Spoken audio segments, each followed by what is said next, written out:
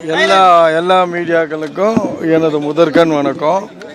நலிஞ்ச கலைஞர்களுக்கு என்ன எதிர்பார்க்குறோம் அப்படின்னு கேட்டார்.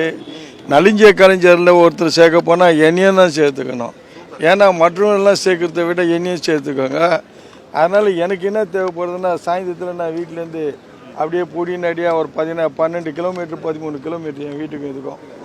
அப்படியே மெதுவாக நடந்து வந்தேனாக்கா நடிகர் சங்கத்துள்ள வந்து சேர்ந்துருவேன். அங்கே சேர்ந்துட்டேனாக்கா காலையில் டிஃபன் இருக்கும். ஏன்னா நாங்கள் அனாதிங்களாக ஆகிடுவோம். ஸோ அதுக்காக வேண்டி நாங்கள்லாம் வந்து இப்போவுமே வந்து ஒரு அடைக்கலத்துக்காக நடிகர் சங்கத்தை தேடிட்டு வந்திருக்கிறோம்.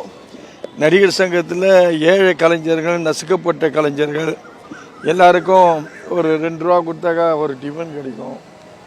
அப்படியே கொஞ்சம் நடந்து வந்து போனோம்னாக்கா அப்படி கொஞ்சம் வாக்காப்பு அப்படி இப்படி எல்லாம் ஒரு 4 இடம் போய் சுற்றி பார்ப்போம். பழைய கலைஞர்கள்லாம் அன்போடு சேர்ந்து பருகிட்டு நல்ல சகஜ நிலையில் வாழ்ந்துட்டு இருப்போம். எங்களுக்கு அந்த கவலைகள்லாம் தெரியாது. இப்போ நீங்கள் எடுத்து கேட்டதுனால தான் இந்த கவலை எனக்கு வெளியே வருது தவிர, எனக்கு இந்த நடிகர் சங்கத்துள்ள வந்துட்டுன்னா அதெல்லாம் தெரியும். அதை எதிர்பார்க்க மாட்டேன். உங்களோட கண்ணீர் வந்து இவ்வளோ இருக்கு, வெளியே ஆதங்கங்கள் இதுவரையா தலைவர்கள்கிட்ட பொதுச் செயலாளர்கிட்ட சொல்லியிருக்கீங்களா? இது போன்ற ஒரு விஷயங்கள்லாம் அவங்ககிட்ட சொல்கிறதுக்கு நேரம் இல்லை. ஏன்னா நான் சில விஷயத்துங்களுக்காக அவங்ககிட்ட போய் முறையிடும் போது எந்த விஷயமும் நடைபெறாத நிலையில் தான் இருக்குது.